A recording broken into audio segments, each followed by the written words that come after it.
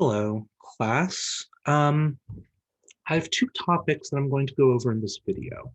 This video is going to be about the long run adjustment of the economy, and it's going to be about fiscal policy. Brief overview to fiscal policy. Now, some of you will have already learned some of the stuff in this video.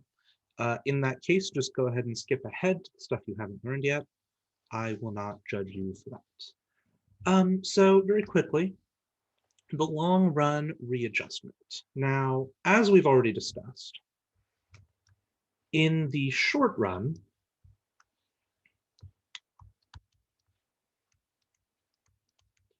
we can find our short run equilibrium where aggregate demand meets short run aggregate supply.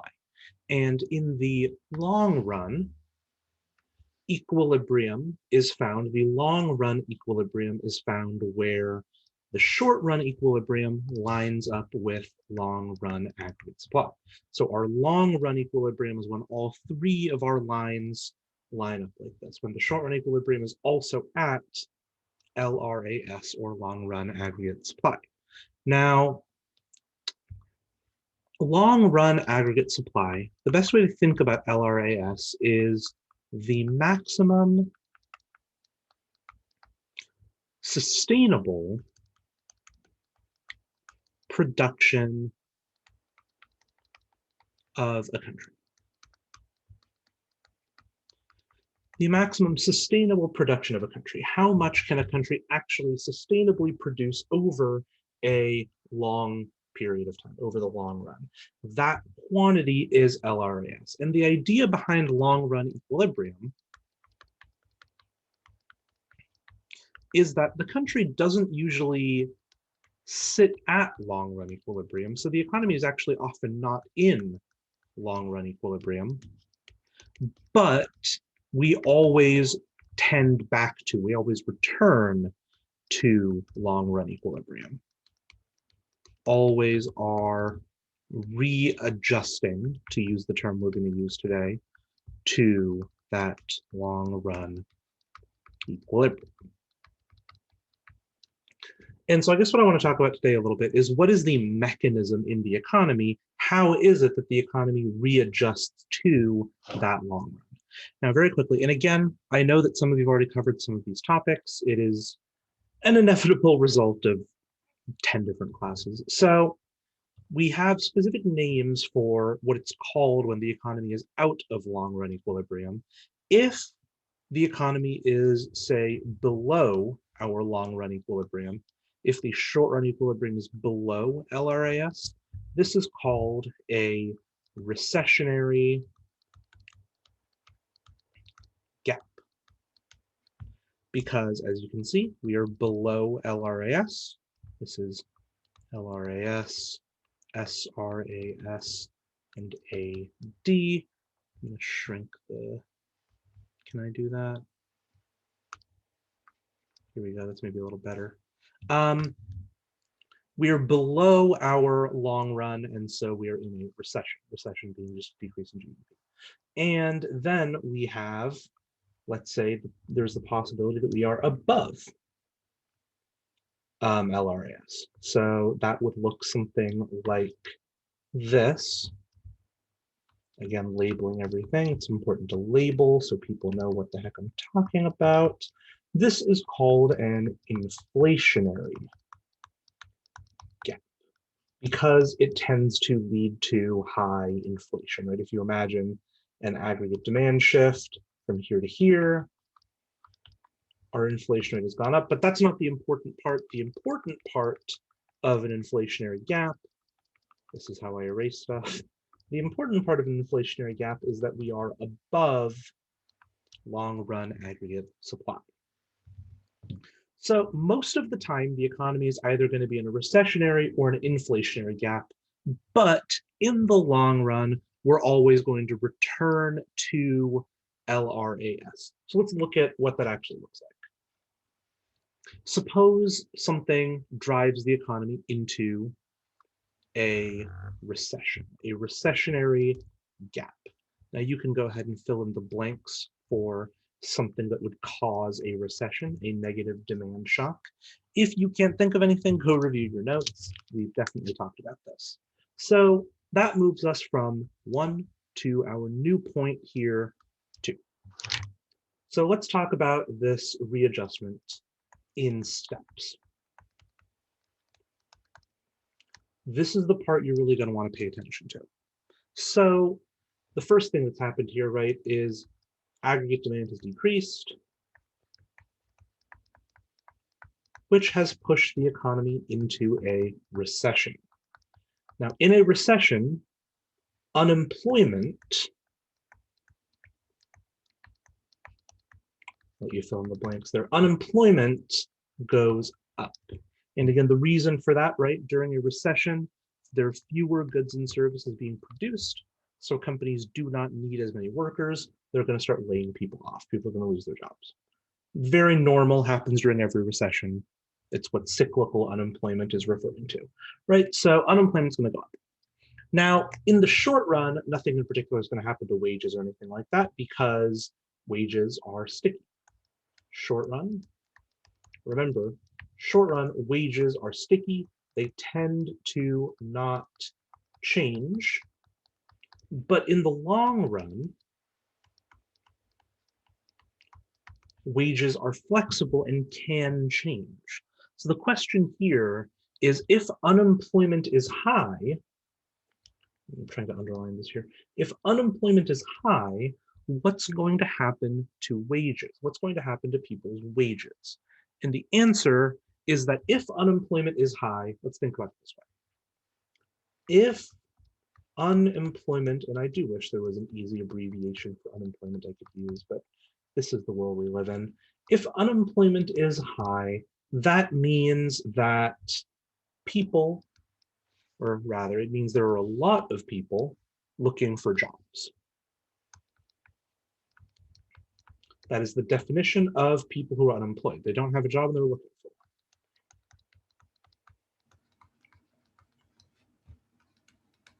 one. And if there are a lot of people looking for jobs, that means that every employer who's looking to hire someone has a lot of choices. So if someone comes in and demands a lot of money, they can say, go away, we don't need you. There's 10 other people outside who are looking for the same job. So in other words, when there's a lot of people looking for jobs, companies really like that because it means they really don't have to pay people as much. Workers, in other words, are desperate, so companies can easily lower people's wages. So if unemployment is high, this causes wages to fall. In other words, unemployment and wages are inversely proportional in the long run. This is the long run, of course. In the short run, no relationship because wages are sticky. But in the long run, if unemployment goes up, people get desperate, companies don't have to pay them as much, wages fall. Now, you might remember that wages are an important short-run aggregate supply shifter. So as wages fall,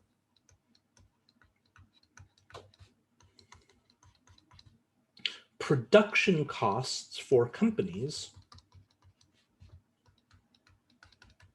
also fall.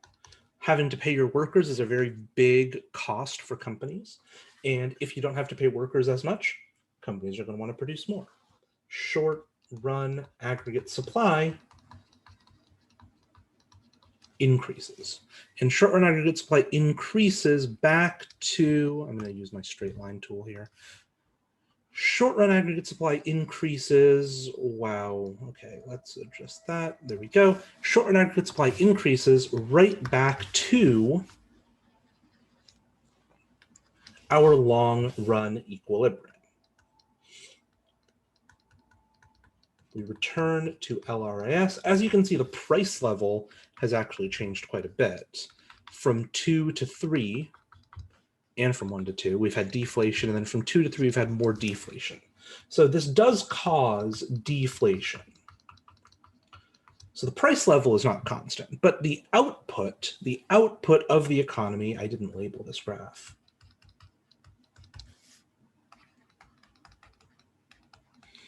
the output is right back to where it was before. So this is the pattern, right?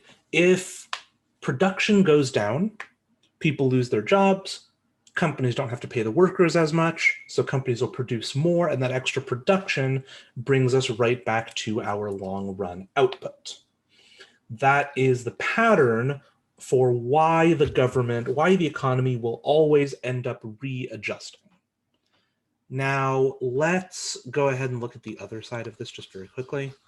I'm just going to run through it quickly because it's the same thing but in reverse. Still, though, I think it's worth talking about. So let's clean up this graph a little bit. We'll get rid of this. Now we need that. We'll get rid of this. We'll get rid of this. Actually, we'll keep that too. No. We'll just get rid of this. There we go. All right. So this is very convenient being able to do this. All these sort of fine point edits on Zoom. So we're going to look at now the opposite case, where aggregate demand, rather than decreasing, has increased, bringing the economy into an inflationary gap. So this is readjustment, I guess, 2, because we're looking at the other extreme now. So if aggregate demand increases, right, we are in an inflationary gap. This causes unemployment to fall. More stuff being produced, so companies need more employees to produce all of those things. Now, again, in the short run, nothing happens, but in the long run, as unemployment goes down, now we know that it's just the opposite of this, but let's think about why wages go up as unemployment goes down, right? So if unemployment is low, that means most people already have jobs. And if most people already have jobs, it means that you're going to have a really hard time, companies are going to have a really hard time finding people to fill jobs. You might only have one worker and 5 different companies want that worker. So now it's the companies that are desperate, and the companies now have to pay the workers more to attract them. So as unemployment goes down, wages will go up. And as wages rise, this becomes an additional production cost for companies. They have to pay the workers more, but they don't like it. And this causes short-run aggregate supply to decrease. And it's going to decrease right back to our long-run equilibrium. So again, we start here. The inflationary gap pulls us to here, and the readjustment pulls us back to here. As you can see, we return to long-run aggregate supply with inflation. Again, the price level is not constant.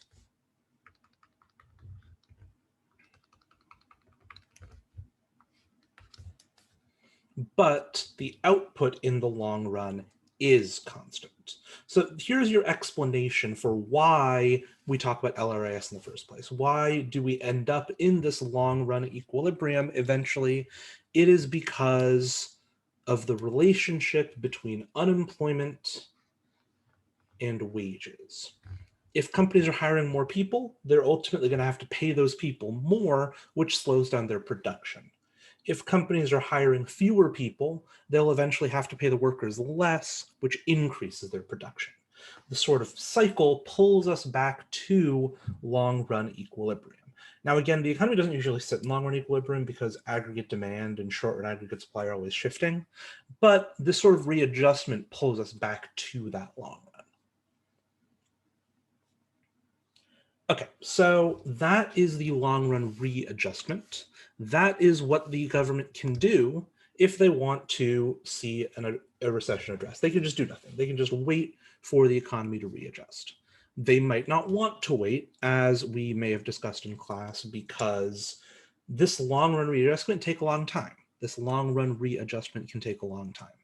And you might not want to wait the months or years it might take for the economy to naturally recover. You might want as a government, you might want to take action. And that action can come in the form of fiscal policy or monetary policy. So next part of this video, which might be the part that some of you are actually watching,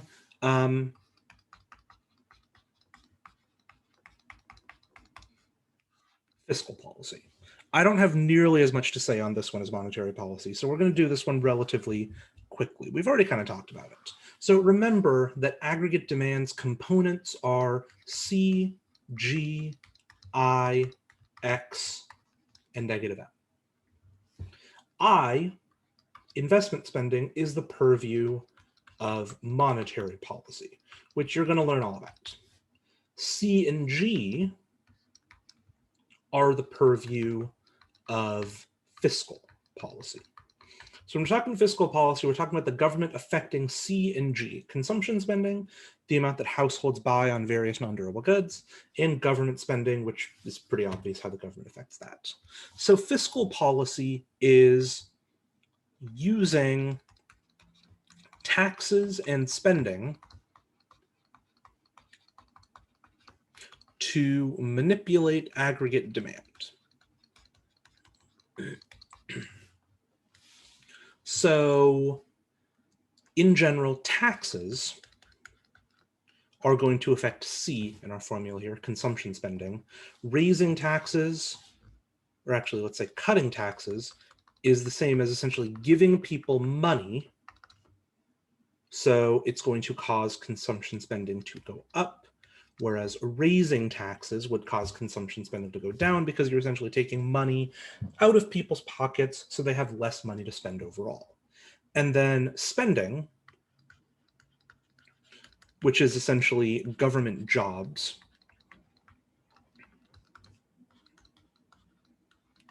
falls under G. Think about public schools, think about the military, firefighters, police, people who build bridges and roads, that kind of thing. When the government creates jobs, that's directly increasing spending. Taxes, it's kind of indirectly increasing spending. You're giving people money so that they can go spend more, or you can just do the spending yourself. That's what G is. Now, there is a third category here, which are transfers. Transfers are very similar to taxes, or similar to tax cuts, in that it's just free money. And this also affects C. Now, of course, giving people free money is going to cause consumption spending to go up. And I guess taking away transfers, taking away free money programs, is going to cause it to go down. Now, when I say free money, a lot of things fall into this. The stimulus checks from last year that we've talked about, when the government gave everyone, and this year, when the government just gave everyone like a couple $1,000s, that's a classic example of a transfer. It's also not very common. Social Security, which is a program that provides money for retirement, that is a classic example of a government transfer. There's very little difference between tax cuts and transfers. Both of them just involve giving people money. So these are your essentially two sides, because these are kind of the same side. These are sort of your two sides of fiscal policy, taxes and spending. Transfers kind of falling into taxes. We can break this down into two different types of fiscal policy. Expansionary fiscal policy is one. And this is when we're trying to increase aggregate demand. We're trying to grow the economy, pull out of a recession. So we're talking tax cuts and spending increases. The opposite of expansionary fiscal policy is contractionary fiscal policy.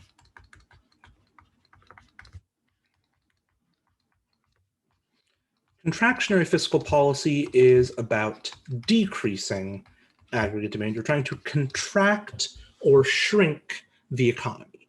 And the idea here is we want to raise taxes and cut spending.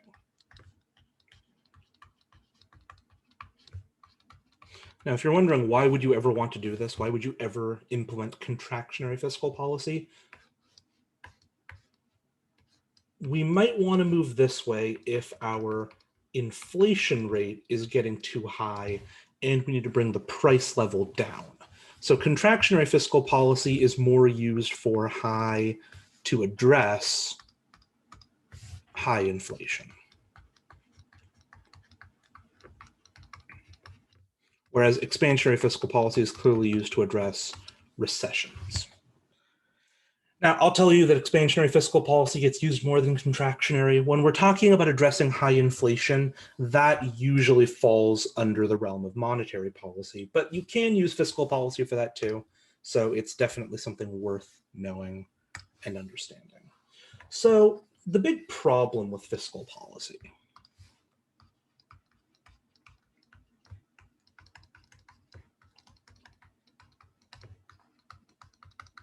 Now, to be clear, fiscal policy can be very effective. It was used very effectively during the recession last year. The government spent several $1 trillion in essentially creating work and giving people jobs, giving people money in order to help the economy recover. It worked very well, unusually well, maybe, because the big problem with fiscal policy is that it is slow and hard to pass, because it has to go through Congress. Now, we're not going to have a whole conversation here about Congress. This is something you learn in Gov, a lot more about it. But the short version is there are, politics gets involved. The bill has to pass both houses of Congress. The president has to sign it. Something called the filibuster makes things even slower. The point is, fiscal policy requires laws to be passed. And a country like the US in particular is sort of designed for laws to not pass quickly. It's designed for laws to pass very slowly. And so fiscal policy sometimes can take a really long time to implement. And the whole point of fiscal policy, because remember, if we want to just wait for the economy to recover, we can just wait and it'll recover automatically. The whole point of fiscal policy is for a fast recovery. But if the government isn't acting quickly, then you're not going to get a fast recovery.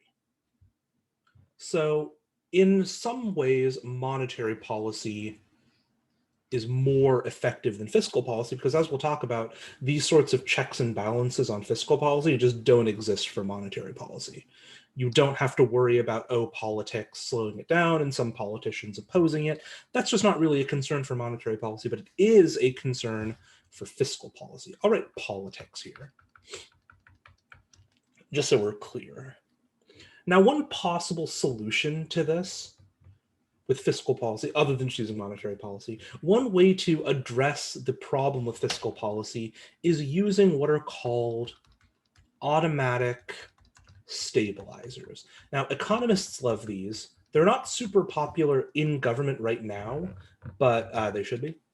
So automatic stabilizers completely address the problems of fiscal policy taking too long to go through government, because automatic stabilizers are fiscal policy that happens automatically during let's say, a recession or a period of high inflation. That happens automatically during a recession without the government having to pass any new laws.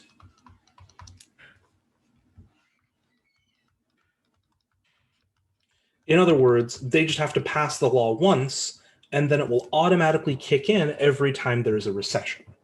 The classic example of this is unemployment insurance.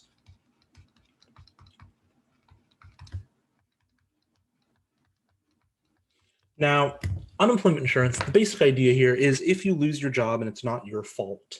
So in other words, you lose your job because of, budgetary reasons, or companies just can't afford to keep as many workers on, which is what happens during a recession, right? If you lose your job and it's not your fault, the government will kick some money your way.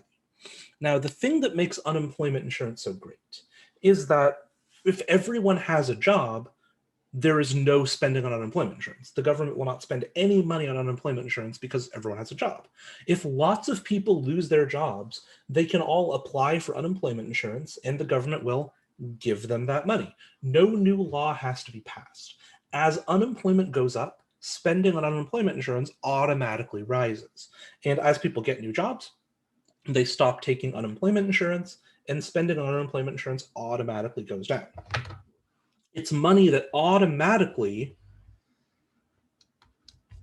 gets transferred to people as they lose their jobs. I mean, they have to apply for it, but no new law has to be passed. So automatic stabilizers can be very, very effective as a way of sort of circumventing, of addressing these problems with fiscal policy that's very slow.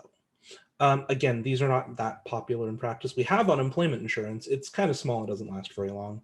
Part of what the government did in the past year was expand it to last longer and give more money to people. That was very controversial.